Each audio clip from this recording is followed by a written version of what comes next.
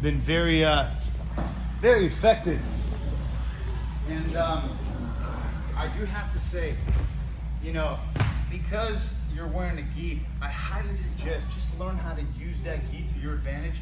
Because man, if you can really understand how to use the gi, it is a huge sense of advantage over those who just kind of do no gi jiu-jitsu in a gi, which is great knowing, you know, because there's a lot of great guys who do no gi jiu-jitsu. But it's very important that you guys learn how to use the gi. So what Professor Phil taught, okay, was the X choke using this. We taught this last week, okay? But what I wanted you guys to understand is this control right here is not only a great way to be able to set up a potential choke right here. If I feed this right here, I have a great control, okay? And I have a very powerful choke, okay? However, you also have to remember that this right here is a great way to control this shoulder, okay? Because the problem is that when you're here, this arm also creates an obstacle for you to be able to mount effectively. When you have this right here, okay, you can create a lot of tension on that shoulder. So one thing you can even do is you can come here and you can just pull this out real tight, go back through here, and really control that shoulder. Try to touch your left knee with this hand. You see how it creates a lot of tension and control, okay? Because here what I can do is I can begin to use this to help me mount, okay? Then it's the same thing I do from here. You can come up here, okay? Boom, up, you can feed it right through here as you go here. And my left foot is up just for good balance right here, but this is a very good control right here.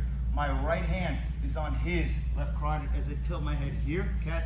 And all I'm gonna do is whether you grab the same lapel here, I'm gonna pull him up off the mat and I'm gonna drive my shoulder right into his face right here. And I'm just doing it lightly, just so you guys can see. So one more time. That one. So I'm gonna feed this really deep and I'm gonna reach here, okay? So I can control this shoulder right here, okay? As I'm extending my hand here, mount right here, and as I move this out, I'm just gonna grab right at the very end of it here, and I'm gonna pull this up here and feed it right there, okay? Because from here, tilting here, whether I grab the shoulder or grab the actual the lapel right here, even better, forearms come together, and I'm gonna drive my left shoulder to his face. I'll put my head down just so that I don't finish it too fast. This is up just for balance right here, okay? As you pull them up. Because I want to be able to create pressure right here as I get my wrist together here, okay? Forearms come together, and if you want to do this and plant your head here, you're going to put that left shoulder on the mat, but it's really super tight. Yeah? If he reverses people, that still works? What was that? If he reverses you?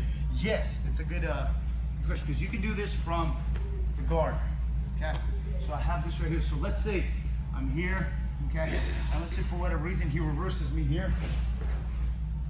This is very cool, effective. It's very, very nice, okay? Because remember, if I go here, okay, and he begins to try to stop me with this arm right here, it's the same Bravo choke as you had from the knee to the belly. So what I just want you guys to do is use this as a control. This out and reach. I'm pulling this back because I'm driving the shoulder in. Okay. Try to touch your left knee with your left hand. Okay. Try to touch your left knee with your left hand. See how much easier it is right here. Okay. So as I do, I pull this here. So pull his shoulder back and it's deep in his armpit. Try to touch your left knee and your left. It's yeah, he'll have to bring his knee to his hand versus his hand to his knee, which is nice because I can now have this here. As I come up, drive this across here, and now you can just walk this up here. And I'm going to tilt that way, okay? Because if he begins to try to bump me this way, I can begin to readjust. But I anticipate him kind of trying to reverse me to my weak side, okay? So what I want you guys to do is, you're gonna feed this through here, because remember, we have the side control version here, okay? Here, and I wanna be able to control here as my hand reaches for that lapel right there. Forearms come together. I'm just gonna, yes, right here. Here. It's tight right there, and I'm gonna pull right there. I'm gonna drive my shoulder into him here. Okay. Let's get it under his head here. Walk your feet to the right. What I like to do is post my left foot, because it helps me pull him up and create a lot of kind of leverage here. Go here, twist it up, and I tilt this way here, okay? Just have a good control right here. Because this arm right here, where would you put this on? Probably maybe there, okay? Where would you put this hand right here? If you choke? No, just if I did this to you.